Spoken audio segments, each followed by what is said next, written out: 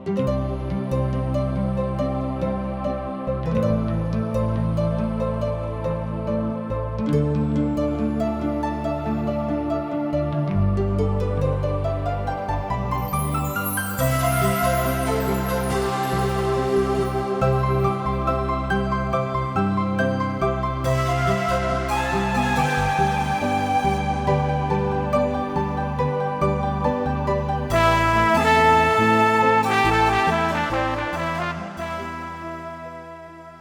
सब जिंदगी की राह देख रहल बनी। ई एगो सोचल विचारल ढंग से बाइबल की किताबन का अध्ययन हवे। ए कार्यक्रम का उद्देश्य है कि लोग जगत के बनावे वाला परमेश्वर की उद्देश्य के जाने, जौना से उनकरी इच्छा के अनुसार चल सकें। परमेश्वर के लोगन के रूप में हमके आपका और आपकी परिवार का चिंता बा, और हम आप सबके आध्यात्मिक रूप से आगे बढ़े में मार्गदर्शन करतनी। कृपा करके हमारे कार्यक्रम देखी और सुनी, ताकि परमेश्वर आपकी जिंदगी में अथाह आशीष भर दे। यीशु का नाम सुखदाई, भजन करो भाई, ये जीवन दो दिन का। यीशु का नाम सुखदाई, भजन करो भाई, ये जीवन दो दिन का।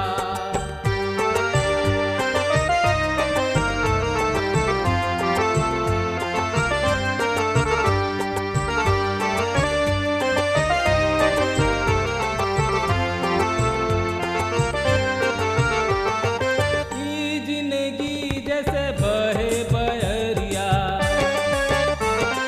ई जिंदगी जैसे बहे बहरिया, ई नहीं माँ उड़ी जाई, भजन करो भाई, ये जीवन दो दिन का। यीशु का नाम सुखदाई, भजन करो भाई, ये जीवन दो दिन का।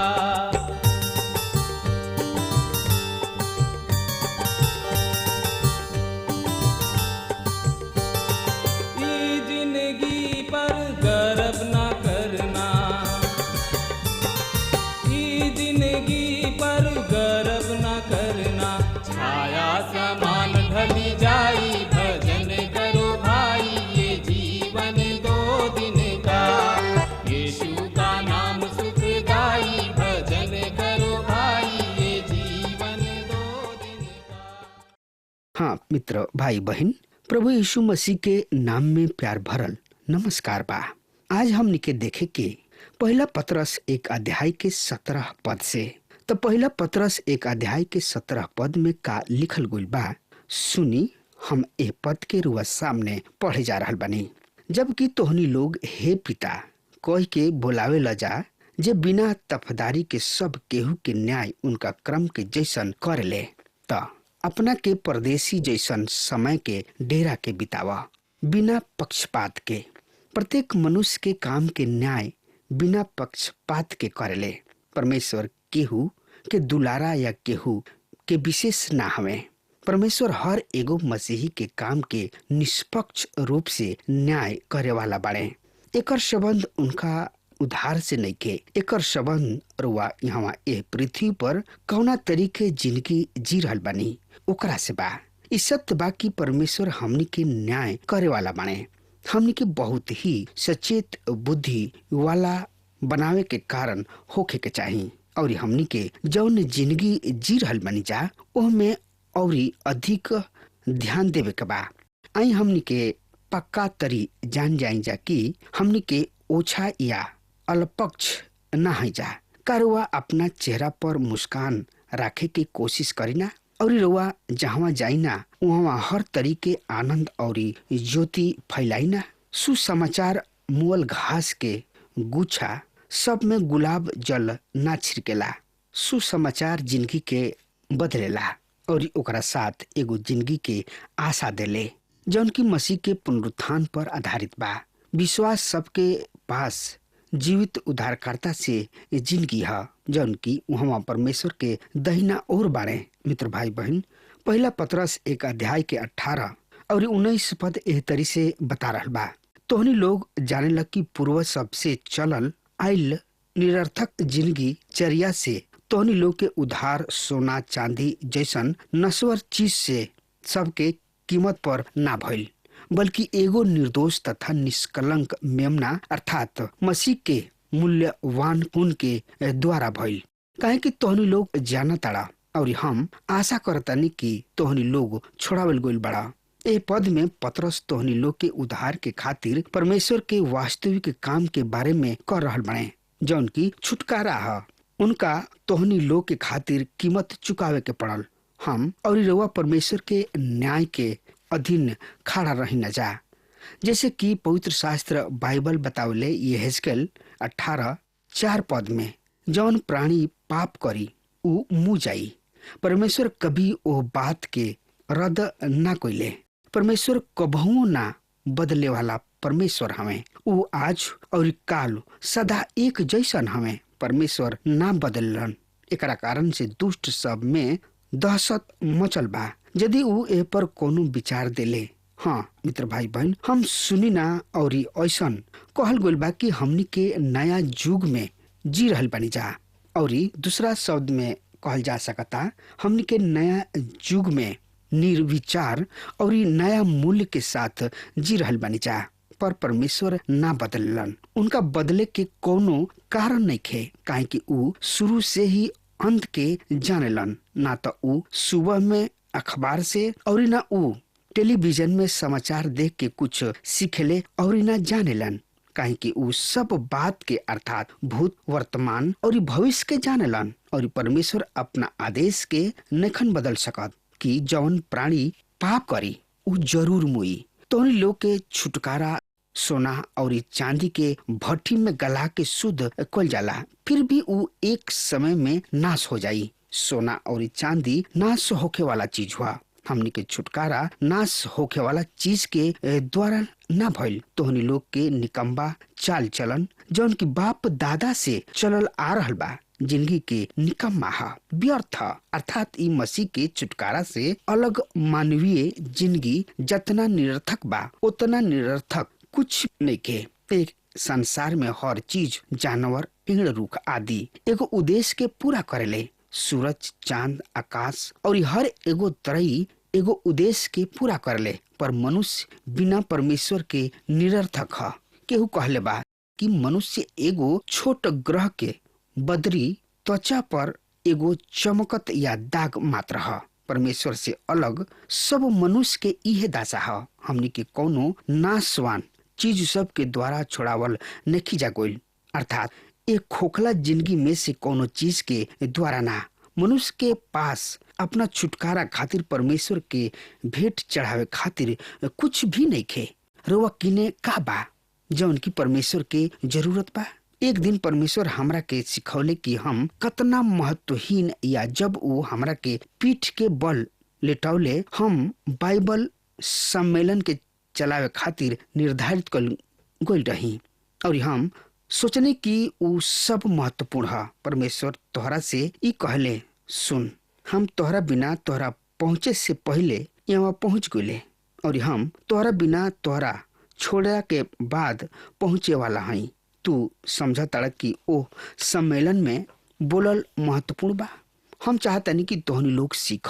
हम सोचने कि तोहनी लोग यहाँ सुतल सुतल ई जाने खातिर हमरा के ऐसन देख कि हमरा साथ तोहनी लोग के संबंध यहाँ सबसे महत्वपूर्ण चीज हुआ। हमरा किने तोहनी लोग के सिखावे खातिर कुछ भी नहीं खे। कभी कभी जब तू हमरा वचन में से सिखावेला तो तोहनी लोग जहाँ भी जी रहल बड़ा ओकरा से बहरी सिखा रहल बड़ा। हम चाहतानी कि तोहनी लोग खोजा कि जौन हम अपना वचन में कही ना उ सच है, और एगो छोट जैसन कष्ट तोहरा के एकदम हानि ना पहुंचाई। या हम तोहरा के जौना तरी कहतानी कि तू बना ओ तरी से ढली है। हमने के सीखी न जा कि हमने में कुछ भी नहीं खे जौन की परमेश्वर की जरूरत बा। आज हम और रउआ के छुटकारा खातिर का कर सकतानी? कुछ भी ना। तब हमने के ऐसे छुड़ावल जा सकतानी जा। हम मित्र मसीह के खून के द्वारा भइल। यहाँ फिर से समौन पतरस उन निर्बुद्धि मछली मारे वाला कहताने कि मसीह के खून बहुमूल्य है। जैसे कि हम पहले कहले रही कि मसीह के खून के जिक्र कुछ धार्मिक समुदाय में नेके गोल गोल। ये सब शब्द के बहुत सा परंपरावाद चर्च के भजन अवली में मिटा दिहल गइल बा। ओहनी लोग के विचार बा कि खून असभ्य है। हमने की मानत और निश्चित रूप से समौन पत्रस एकरा के असभ्य ना समझ ले। उ कहले ई बहुत ही कीमती है मित्र, पर निर्दोष और निष्कलंक मेमना अर्थात मसीह यीशु के कीमती खून के द्वारा भइल। समौन पत्रस जौन की मसीह यीशु के साथ 3 साल तक रहले, कहले कि उ निर्दोष और निष्कलंक रहन, उ पूरा तरी से पाप रहित रहन। हम समझतानी कि पत्रस पर के खातिर आज के आधुनिक लेखक से ज्यादा बेहतर स्थिति में बने। आधुनिक लेखक पैसा सब के खातिर लिखले, पर समौन पत्रस पैसा बनावे के खातिर ना लिखले। मसीह के गवाही देवे खातिर जौन कुछ उ पौले उ ह उनकर दुख भोग और क्रूस पर चढ़ावल गोइला के। उ कहले कि हमनी के सोना चांदी और नासवान चीज सब के द्वारा छोड़ावल नहीं जा गोइल, पर निर्दोष और निष्कलंक मेमना अर्थात मसीह यीशु जी के खून के द्वारा भइल। हाँ मित्र, यहाँ हमने के छुटकारा के खातिर एगो वास्तविक कथन है। इहे है जौन की परमेश्वर हुआ और हमरा के देले बने। पहला पत्रस 1 अध्याय के 20 पद में लिखल गइल बा, उस संसार के दृष्टि से पहले ही नियुक्त कइल गइल रहन, पर समय के अंत में तोहनी लोग के खातिर प्रकट भइले। उनकर ज्ञान तो पहले से ही जानल गइल रहे, अर्थात मसीह जगत के उत्पत्ति के पहले से ही जानल गइल रहे। हम रुआ के इसको फील्ड रेफरेंस बाइबल के एगो अद्भुत कथन बतावे चाहतानी। पृष्ठ 1333 परमेश्वर के एगो सबसे बढ़िया चुनाव पूर्व निर्धारण चुनाव और पूर्व कीमती तरक्की के रूप से आरंभ में दिव्य निर्णय काम के हर संभव योजना में उनकर अनंत सर्व ज्ञान पर आधारित बा। ई क्रम तार्किक रूप से एह तरी से बा, सर्वज्ञता, दिव्य निर्णय, पूर्व निर्धारण, चुनाव और पूर्व नियमति और पूर्व ज्ञान जैसन की परमेश्वर के फैसला अनंत बा। जैसे कि पूर्व ज्ञान सब घटना के जानकारी देला, एकरा में सब कुछ निहित बा जौन की चुनाव में पूर्व निर्धारण और पूर्व नियति में सम्मिलित बा। अतः चुनाव पूर्व ज्ञान के अनुसार होला और पूर्व ज्ञान चुनाव के अनुसार होला, अर्थात दोनों पूर्ण अनुबंध में है। मित्र, जब हमने के ये शब्द के अध्ययन शुरू करी न जा, जैसे कि पूर्व निर्धारण, चुनाव, पूर्व नियमति, पूर्व ज्ञान आदि, तो हमारा ऐसा लागता कि हमने के अपना सीमित बुद्धि से परमेश्वर के साथ ऐसा बर्ताव करी न जा जैसे कि वो एगो महान कंप्यूटर है। वो बिल्कुल ऐसा ना है। उनका किने पूरा ब्रह्मांड से भी बड़ दिल है।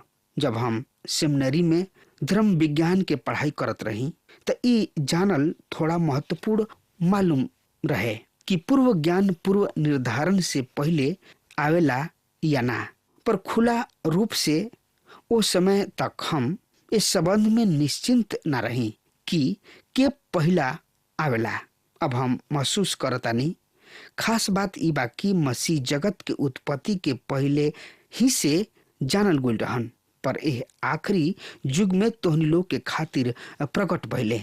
मसीह यीशु एगो मेमना रहन जौन की जगत के उत्पत्ति से पहले मार डालल गइल रहन, काहे कि परमेश्वर सब समय के जानत रहन कि हम अर्थात उनकर सेवक के एगो उद्धारकर्ता के जरूरत हुई और वो उद्धारकर्ता प्रदान करे खातिर उनका के बहुते प्यार कइले। एकरा खातिर हमनी के कंप्यूटर के जरूरत नहीं खे। हमनी के एगो प्यार के महान बड़ दिल वाला परमेश्वर की आवश्यकता बा जौन की अपना अनुग्रह के द्वारा छुटकारा प्रदान कइले बाड़े। पहला पत्रस 1 अध्याय के 21 पद में लिखल बा, उन्हीं के द्वारा तुम लोग अब परमेश्वर के प्रति विश्वासी हवा। परमेश्वर उन्हें मृतक में से जियौले और महिमा नियुक्त कैले। ऐसे तोहनी लोग के विश्वास और तोहनी लोग के आशा परमेश्वर पर आधारित बा। मित्र, जे उनका के मुआवला में से जियौले, शमौन पतरस हमनी के मसीह के पुनरुत्थान के याद दिलावताने कि तोहनी लोग के विश्वास और आशा परमेश्वर पर होखे। पहले उ शब्द अनुग्रह और आशा के एक साथ रखले, अब ई विश्वास और आशा है। पतरस आशा के महान प्रेरित हमें और आशा मसीह के पुनरुत्थान पर और ओ सच्चाई पर निर्भर करता कि हमनी किने एगो जीवित उद्धारकर्ता बाणे जौन की कोनो दिन वापस आवे वाला बाणे। पहला पतरस 1 अध्याय के 22 पद में लिखल गइल बा, तोहनी लोग आज्ञाकारी बन के सत्य के स्वीकार कइल और ए तरी निष्कपट भ्रातृ प्रेम के खातिर अपना आत्मा के पवित्र क लेले बाड़ा। ऐसे अब तोहनी लोग शुद्ध तिल और सच लगन से एक दूसरा से प्रेम करे के चाहिए। अतः जबकि तोहनी लोग भाईचारा के निष्कपट प्रीति के निमित्त सत्य के माने से अपना मन के पवित्र कइले बाड़े, परमेश्वर के वचन शुद्ध करे वाला एगो चमत्कारी साधन है। आज टीवी पर विज्ञापन देखे वाला अपन साबुन और अन्य धुलाई के साधन सब के खातिर दावा करले। उ हमनी के बतावलन कि उनकर उत्पाद प्रतिद्वंदी के उत्पाद से बहुत ही बढ़िया बा। सब चमत्कारी उत्पाद बेचे के कोशिश कर रहल बने। मित्र, इस संसार में एकमात्र सच्चा चमत्कारी शुद्ध करे वाला परमेश्वर के वचन है। इस सबसे बढ़िया साबुन है जौन के रुआ प्राप्त कर सकतानी। परमेश्वर के वचन सही में धाबा दाग सब के मिटा देला और हमनी में से बहुतन के करीब आवे के जरूरत नहीं खे। मित्र भाई बहन, निष्कपट प्रीति के निमित्त तन मन लगा के एक दूसरा से अधिक प्रेम करी जा। परमेश्वर के वचन के साथ राउर संबंध रुआ के अन्य विश्वासी सब के साथ सही संबंध बनावे में अगुवाई करी। पहला पतरस 1 अध्याय के 23 पद में लिखल बा, काहे कि तोहनी लोग नाश होखे वाला ना बाकी ना नाश होखे वाला बिया से और परमेश्वर के जीवित और अटल वचन के द्वारा नया जन्म पौले बड़ा। मित्र भाई बहन, पतरस हमने के दोबारा परमेश्वर के वचन में वापस ले आवताणे। वो उद्धार में परमेश्वर के वास्तविक काम के बारे में बातचीत कर रहल बने। हमने के परमेश्वर के वास्तविक काम के देख ले रही जा कि मसीह मुँह गइले और इहे हमने के छुटकारा है और ये हमने के एह में कुछ भी जोड़ नहीं जा सकत। पर यदि रुआ के परमेश्वर के संतान बने के बा तो रुआ के दोबारा जन्म लिहल जरूरी बा। ऊपर से जन्म लेवे के होई। रुआ के याद होई कि प्रभु इहे बात निकोदेमुस से कहले रहन, जैसे यूहन्ना 3 अध्याय 3 पद में लिखताणे, निकोदेमुस एगो ऐसन आदमी रहन जौन की बहुते धर्मी रहन। फिर भी प्रभु यीशु मसीह उनका से कहले कि ओकरा के ऊपर से अर्थात परमेश्वर के आत्मा के द्वारा जन्म लिहल बहुत ही जरूरी बा। मित्र, काहे कि तू नाशवान ना पर अविनाशी चीज से परमेश्वर के जीवित और सदा ठहरावे वाला वचन के द्वारा नया जन्म पौले बढ़ा। रुआ बचावल नहीं जा सकत। रुआ परमेश्वर के वचन से अलग होके दोबारा जन्म नहीं ले सकत। ई किताब जौन की इस संसार में बा चमत्कार है जौन की हमने के एह पर विश्वास करी न जा। फिर भी हम एगो आदमी के चिट्ठी पाके भौचक्का रह गईनी। उ लिखले रहन कि हम नया जन्म पा चुकल बानी। ई अद्भुत है, पर हम नहीं समझत कि ई कैसे होला। हम सिर्फ अतना जानतानी कि ई परमेश्वर के वचन के प्रतिफल है जौन की जीवित और पुरुष सतत्व के बारे में बहुत अधिक कहल जाला। पुरुष शक्तिशाली और पुरुष से होके चाहले, औरत कामुक होके चाहली। मित्र, आज ओकरे पर ज्यादा जोर दिहल जाला। हम आशा करतानी कि रुआ हमरा के गलत मत समझी जब हम रुआ से कही कि यदि तू ऐसन पावे चाहेला तो सही माने में जौन की पुरुष से शक्तिशाली और कामुक है तो परमेश्वर के वचन के ओर फिरा। ई जिंदगी से पूर्ण है और ई जिंदगी देवे वाला भी है। आपन विश्वास उनका पर डल्ला के द्वारा अपन बाह उद्धारकर्ता के चारों ओर डाली और तब नया जन्म हुई। वहाँ अद्भुत नया जन्म हुई, काहे कि परमेश्वर के वचन शक्तिशाली और महान है और रोवा दिल के बेधेला और रोवा के परमेश्वर के एगो संतान बनावेला। मित्र भाई बहन, ये कितना महत्वपूर्ण बा। फिर भी लोग काम और परुषे में अतना लवलीन या विचार मग्न हवे कि एकरा से चुक जाले, उ खोखलापन के पीछे भाग रहल बने। कभी कभी हम सोची ना कि सब मानव जाति एकरा से ग्रस्त हो चुकल बा। रुआ सोचब कि यह पीढ़ी का मुक्ता के खोज कोइले बने यदि उ केवल पूर्ण रूप से समझिए कि जवन चीज हमनी में जन्म के ले आवेला उ हा परमेश्वर के वचन, जैसे कि ई मसीह के हमनी पर प्रकट करेला, तब हमनी के अंदर कुछ आश्चर्यजनक बात होला और हमनी के दोबारा जन्म के प्राप्त करी न चाह। पहला पतरस 1 के 24 पद बता रहा बा, काहे कि धर्म ग्रंथ में लिखल बा, सब शरीर धारी घास के समान है और ओकर खूबसूरती घास के फूल के तरी है। घास मुरझाले और फूल झड़ेला। ये कभी मत सोची कि हमनी में कुछ कीमती चीज बा जौन के हमनी के परमेश्वर के भेंट चढ़ा सकतन जा। मनुष्य के सब महिमा घास के कमजोर फूल के तरी है। दूसरा शब्द में मनुष्य एगो घास के जैसन है। ग्रीष्म काल में ई हरा और सुघर होला, पर जाड़ा के ऋतु में ई भुअर भरल रहले। पहला पतरस 1 के 25 पद, पर प्रभु के वचन जुग जुग तक बनल रहला और ई वचन शुभ सुसमाचार है जौन की रुआ के सुनावल गुल बा। हाँ मित्र, हमने के हर चीज से बढ़ के परमेश्वर के वचन के प्रचार कइल और इस शिक्षा देवे के जरूरत बा। हमरा कहे के मतलब ई ना कि संगीत और तरीका के और संस्था के कहल हा, पर आज निश्चित रूप से परमेश्वर के वचन के कोनो विकल्प नहीं खे, पर प्रभु के वचन युग न युग स्थिर रहला। अगर हमार बात रुआ तक पहुंच रहा बा तो आज वे यही घड़ी प्रभु यीशु मसीह के उद्धारकर्ता के रूप में स्वीकार करी। रुआ प्रभु यीशु मसीह के उद्धारकर्ता के रूप में स्वीकार करी। यह नया जन्म है। अब हमार समय खत्म हो रहा बा। आज्ञा दी परमेश्वर रुआ के बहुते बहुते आशीष देस। आमीन। हमके विश्वास बा कि ई कार्यक्रम आप सब खातिर फायदेमंद सिद्ध भइल हुई। अगर आप सबके लगे बाइबल से चाहे आपकी निजी जिंदगी से कोनो सवाल होके चाहे कोनो समस्या खातिर प्रार्थना करावे चाहतनी तो हमारी फोन नंबर पर जरूर संपर्क करें और आज का दिन आप खातिर सुखद बनावे।